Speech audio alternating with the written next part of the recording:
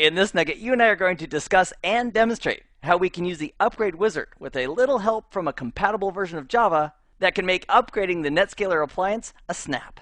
Let's begin. Have you ever been burned by an update or an upgrade that didn't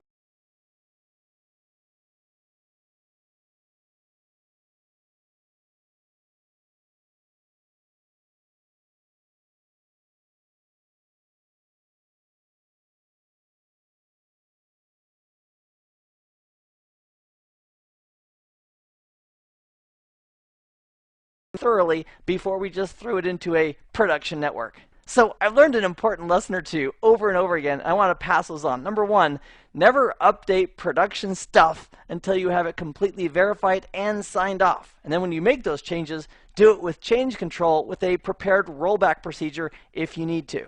Another thing I learned about updates is that they're often required when you get a brand new piece of gear. For example, I did a rollout a few years ago, and it was a project that was around $250,000. And so all this gear came in, and I was all excited, and I was setting it up, and it just wasn't working as it was supposed to. And after lots of hours of troubleshooting, I learned that the version that the system shipped with had some bugs that needed to be immediately updated before we put it into production. So shame on me for not taking a look and realizing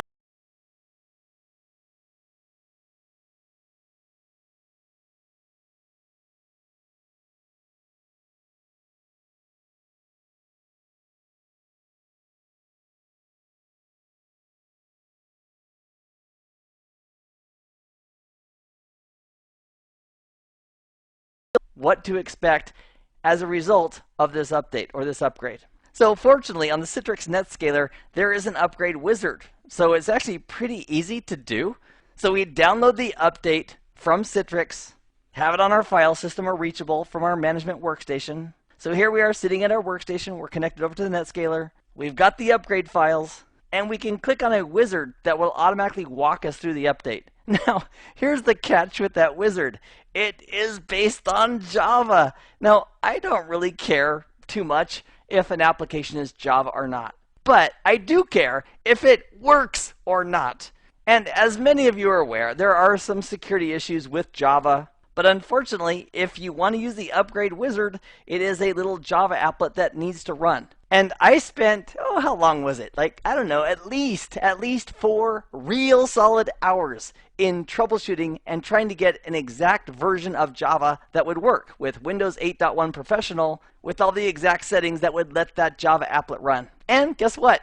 I found it. And I want to share that information with you and perhaps save you the hours and hours of searching for the perfect combination. I'd also recommend that you perhaps run that version of Java on a virtual machine, which you'd use to manage your NetScalers, and then tell Java to never, never, never update the Java version. Because if it updates, it's very likely to break the Java applets, and you won't be able to then use them from within the NetScaler management interface, which is done through a web browser. The computer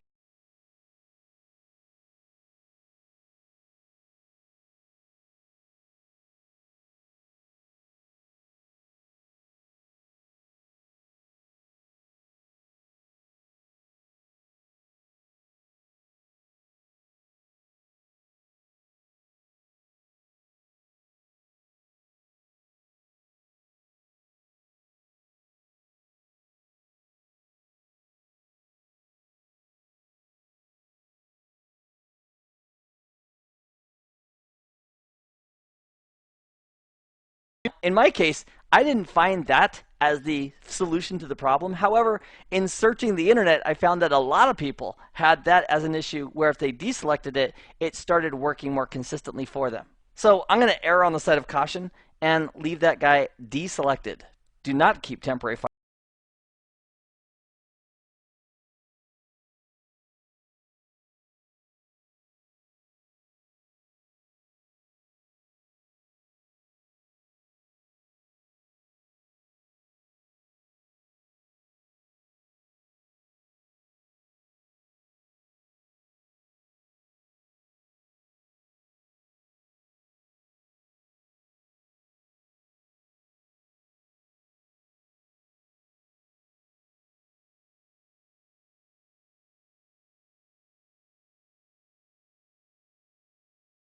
And on the security tab, I went a little crazy. First of all, I set it down to medium as opposed to high or very high.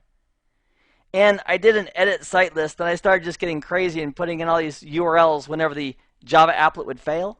Because I had the Java console coming up, and it was giving me additional details. And I'm not sure how much of that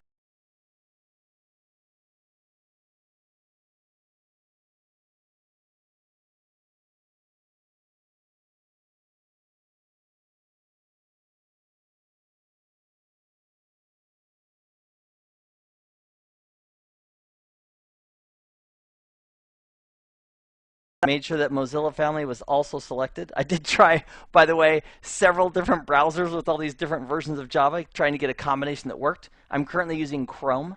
And if we scroll down the list under this Advanced tab, I also selected Disable Verification for Mixed Code. And I also told it regarding certificate revocation checks to Do Not Check. And these are all based on little tidbits from here and yonder about people who had also walked through this process and trying to get their Java applets to work with the NetScaler. And I'm referring to the management piece for the NetScaler. And if we scroll down a little bit further, all the rest I left as defaults. So because it's currently working for me, I'm going to click on cancel and not make any new changes. So I did want to pass those tips along in the event they can help you and save you some time in finding a quote-unquote work.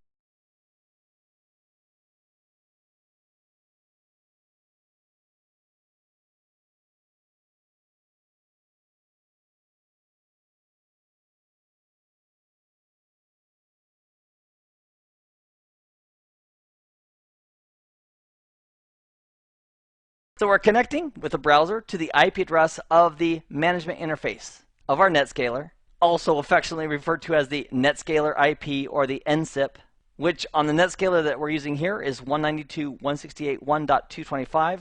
And we're logging on as the user nsroot with the password. And in the lab, I'm going to leave the default password of nsroot. Again, in a production environment, please change that.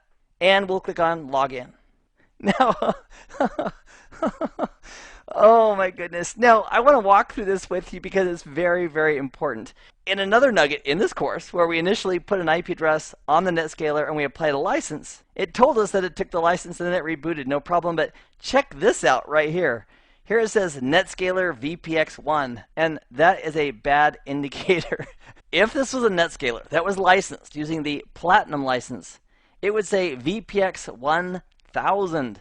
And this open paren, close paren 1 is bad news. For example, if we click on System and we go to Licenses, you'll notice that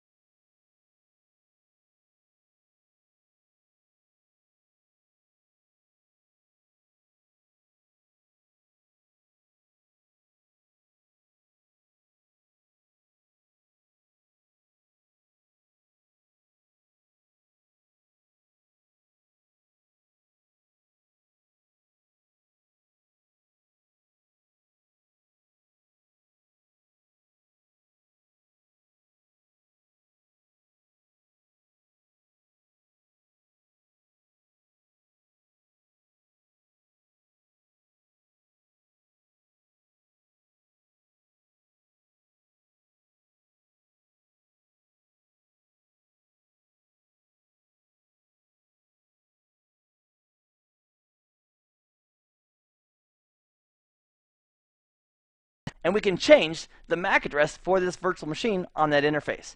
So in my case, I'm running VMware with vSphere. If you're in a Microsoft or a Citrix virtualized environment, there's similar functions there for changing the MAC address to make it match. And in a production environment, if we had, for example, a physical NetScaler, we would get the MAC address off that first interface. We would associate that MAC address with our license at Citrix's website, and then the license file we download would be appropriate for the machine that we have, for the NetScaler that we're using it on. So just for a moment, let's go ahead and bring up vCenter, and let's change the MAC address. So here in vSphere Web Client, I'm going to right-click on this virtual machine that we just configured, and I'm going to go ahead and shut it down. Click on Yes to confirm that. That'll do a graceful shutdown because it does have a version of VMware tools that came with it from Citrix. And now that virtual machine is on its way down. And if we went to the console of that virtual machine, we could see that it's gracefully shutting down. Fantastic. Now that it's shut down, let's edit the settings for that virtual machine. So we'll go to that primary adapter, We'll go down to MAC address and say we want manual assignment, and we'll go ahead and say it's 00:00:11:11:2222, because that's the MAC address that matches the license I have from Citrix. So we'll click on OK. And now that that's done, we'll just right click on this virtual machine and we'll power it back up. And we'll give it a couple minutes. So it's been a couple of minutes. Let's go ahead and log back in to 192.168.1.225, which is the NetScaler IP address, the management IP address of the NetScaler. We'll put in the username of NSRoot with the password of NSRoot, the defaults for our lab environment, and we'll click on Login. And oh, that is a beautiful site. Check this out. Up here at the top left, it says NetScaler VPX and 1000. And just to verify that, if we click on System and we go to Licenses, it's going to show us all these beautiful green checks that all of these features are enabled. And those are a result of the license, which is currently now applied to this net.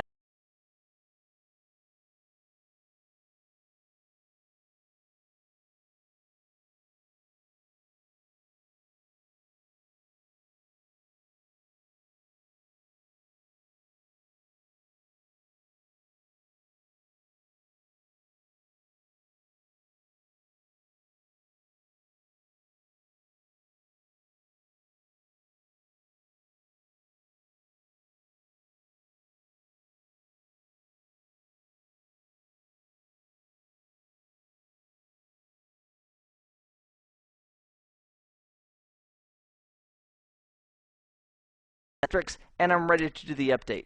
So to do the update, we simply click on System on the left-hand side. And over here in this right pane, we have, under the System Information tab, we have this button for the Upgrade Wizard. And all we're going to do is we're going to click it.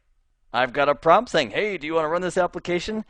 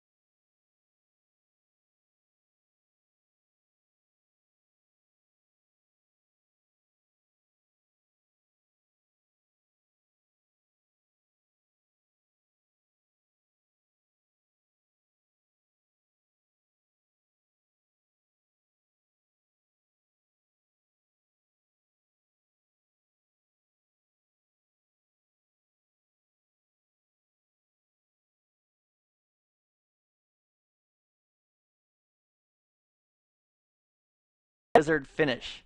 And while this is going, I also noticed that one thing that seemed to help me in avoiding those pop-ups saying, hey, Java seems to be hung, do you want to wait, is I changed the shortcut for launching Chrome. And I simply added to the end of it -no-sandbox. And for me, at least, that seemed to help cut down on the number of times those wait messages came up when I had some long operation that was happening, such as the upgrade that we're doing right now. So I want to pass that tip along to you as well. And that can save you a few clicks by not having to tell your browser to wait and wait and wait for a Java application that's been running for quite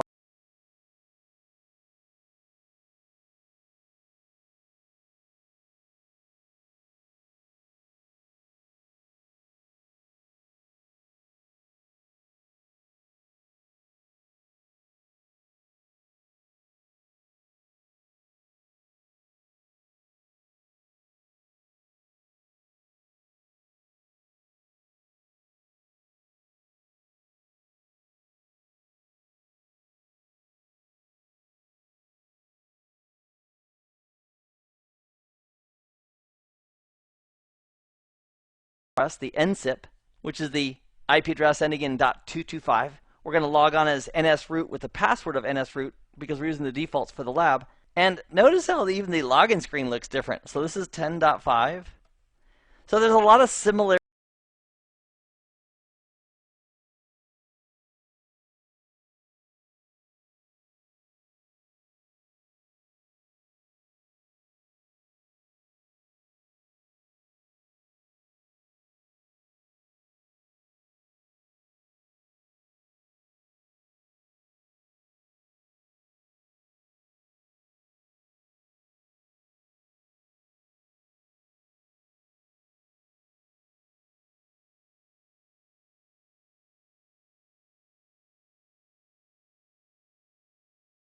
Can be a snap.